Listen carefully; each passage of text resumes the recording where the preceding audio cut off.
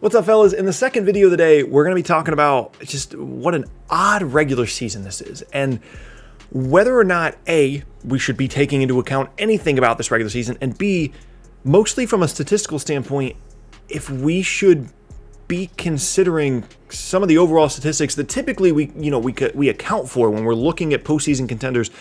Should we even be considering those things? Should we be thinking more in the mind frame of the bubble from last year, where a team like Miami that we didn't think too much of makes a run of the postseason, and the regular season numbers didn't really show any indicators of the fact that they could be a team like that? Should we be looking at teams more towards the middle of these conferences that could make big runs as a result of how weird this regular season is, because a lot of the numbers and potentially the standings could be heavily skewed by how weird of a regular season it is?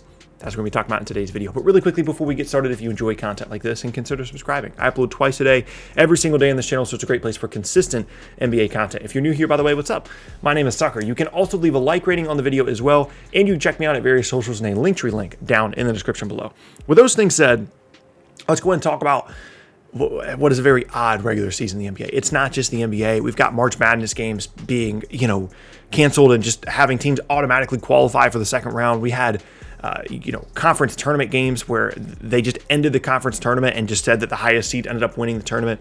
We all know that sports are weird right now, right? But with the regular season specifically in the NBA, this has been, I would argue, the most volatile regular season that we've ever had. And we've had some odd circumstances before, right? Obviously last year, the season ending early and then, resuming in the bubble.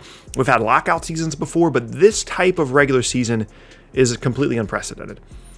Let's just go through kind of the list of a handful of teams that have swung from one side to the other, complete polar opposite from, their performances to where they were in the standings throughout the season. Let's literally go through the list. The biggest one is the Rockets, right? They had Harden. They weren't playing particularly well. They trade Harden away. They have this stretch of like 6 games where they're playing really good defense, and they win like 6 games in a row post-Harden trade, and now they've lost like 20 straight games. And like a lot of that's injury stuff. There's some protocol stuff. It's obviously huge changes to the roster, but that's one team that literally went from 6 in a row to now 20 losses in a row. Again, most of that stuff is injury-wise. And then the Brooklyn Nets are kind of the opposite, right? Like they trade for James Harden. They don't look great initially. They're a little bit over a 500 team through the first handful of games with James Harden. And then KD goes down and they win, 15 of 17 or something ridiculous. Again, a team that goes from one end of the spectrum to the other. Then you've got the Miami Heat, who now look like a team a lot like what we saw last year in the postseason in the bubble. But for a good part of the first half of the year, they didn't look like a team to be taken seriously at all. And now all of a sudden they're a team that's creeping up towards the top of the Eastern Conference standings. The Boston Celtics, every other week, we have a different opinion on the Celtics. Funky has literally given up. I saw this tweet the other day. He doesn't have any more Celtics takes. He doesn't know what to think of this team. They go from, 1 week looking like a team that's a complete disaster to having a 3-game stretch where Kemba plays better. It looks like Brown and Tatum were starting to get back into a rhythm after Tatum missed time earlier in the season. And then now they're back at the bottom again. Like nobody knows what to think about this team, and they might be the best example in the entire league of a team that has struggled with the circumstances of the season and just the up and down nature of it, right?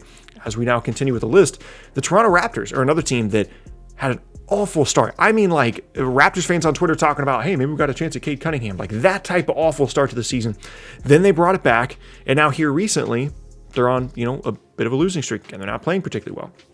Another team, the Denver Nuggets, got off to a slow start, and now they're starting to creep their way back up towards the top of the Western Conference, despite the fact they're getting much less in terms of a kind of a total game standpoint from Michael Porter Jr. than they ever thought that they would before the season started. And I go through that list to illustrate that there are so many examples of how bizarre this season has been to this point. And I say all that to say that when we're evaluating these teams, and I do this every day, every single day, I evaluate where each of these teams are at, that maybe we should be putting a little bit or a bit less stock in not only the regular season as a whole, but individual performances and overall statistics. Things that typically, myself included, we take a lot of stock and we put a lot of stock into numbers like offensive rating, defensive rating, net rating, point differential, right? I think more than ever before, this is a season that you kind of need to watch a team when they're at full strength, going against another team that's at full strength, to really evaluate, how good they are, because you can look at a schedule and you can say, oh, this team's, they've won 6 of their last 8. They've beaten a couple of good teams in that stretch. But then you go and look and you say, well, this guy didn't play in this particular game, or this guy was out because of protocols, or this guy was out because of injuries because it's such a condensed season. And all of a sudden you start poking holes in that. And all of those games go into these calculations of offensive rating, defensive rating, net rating, point differential. Your point differential can be drastically impacted within a 5-game stretch if you end up playing a couple of teams that are not fully healthy or do not have key guys as a result of protocols. And it's such a different evaluation process. It really is. And it calls into question whether this regular season even matters. Like, obviously, we know that, for example, if Dallas gets the 7th seed in the West this year, assuming their roster is still the same, that's not a team you're really taking seriously at the top of the Western Conference to make a run and go to the finals, right? As an example. Same thing in the East. And my default answer here is Atlanta. If Atlanta gets the 7th seed, right, in the East, you're not really counting on them as a team that's going to make a deep run. But honestly, if you're in the top 6, I think, in either conference, that's the new benchmark, right? Because you've got the play-in games, 7, 8, 9, 10.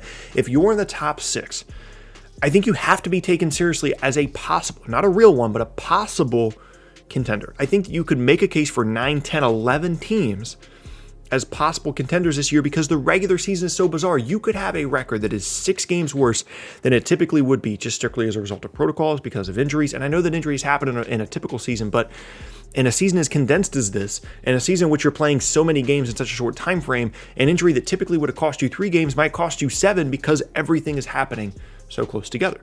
So I say all those things to say, take account of the regular season. It's the only evaluation tool we have for this season, right? But do it with the understanding that if a team starts playing better in a given stretch, it might not mean that much. If a team starts playing poorly in a given stretch because they're missing guys, it might not mean that much. And once we get to the postseason, that's the true barometer, which again is always the case, but is probably more so the case this year than it's ever been. And I personally would start to account more and more mentally for teams similar to Miami from last year making runs. I'm not saying they're going to make the finals, but like a 6 seed making it potentially to the conference finals could be a real thing. Remember the year that Portland made the conference finals? They got pummeled by the Warriors, but everyone was like, oh, wow, Portland made the conference finals finally. That's a nice little, check mark on their resume.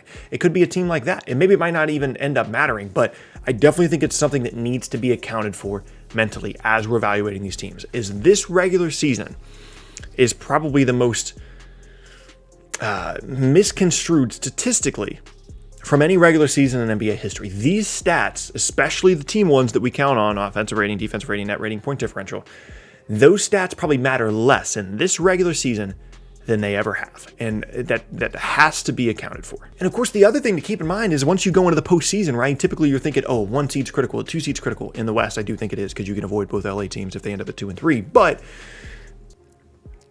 typically, we're thinking about seeding a lot. We're thinking about who has, home court advantage in Game 7, who has home court advantage in the first couple of games.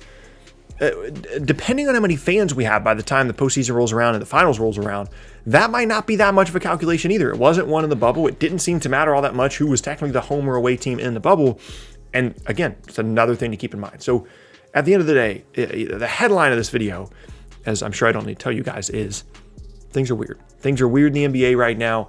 And I think this is the time of the year, post All-Star break, where we all start to kind of, if you're someone that does this like I am, you start to really evaluate, okay, this is a real team. They're a team that I think has a legit chance. And then you start casting teams off. Like, okay, they're fine, they're good. Indiana, for example. Indiana's a good basketball team, right? They've struggled a little bit post-Oladipo trade, but Sabonis is a really good player.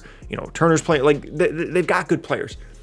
But mentally, most of you probably already cast them aside. You're not considering them a conference finals contending team, right? They're just kind of there. And so we're all kind of doing that. And as we're going through that process, I would just say, don't necessarily rely on offensive, defensive rating, things like that. Rely on what you're seeing in a game in which both teams are at full strength. They're mostly full strength, as much as they can't be, right? And use that as a true evaluation tool. And I say that to say that maybe a team like Boston isn't a team that we should be writing off, despite the fact they've been so up and down, despite the fact that their record is far from what they thought it would be. This is still a talented roster, and it's a roster that if they get it all together, could absolutely do something in the postseason. So keep all those things in mind as you're evaluating these teams, as you're taking a look at who you are or are not taking seriously in the postseason. It's a weird year. I know you guys know that, but just keep all these things in mind. But yeah, with those things said, hope you guys enjoyed the video. If you did, you can check out more videos from me at the boxes on screen, as well as on the channel as a whole. You can leave a like rating on the videos as well if you enjoy them. And you can check me out at various links in a Linktree link down in the description below. With those things said, check out the first video today. We talked about the Clippers-Lonzo Ball trade rumors. And yeah, hope you guys have a fantastic rest of your day, and I will see you all next time.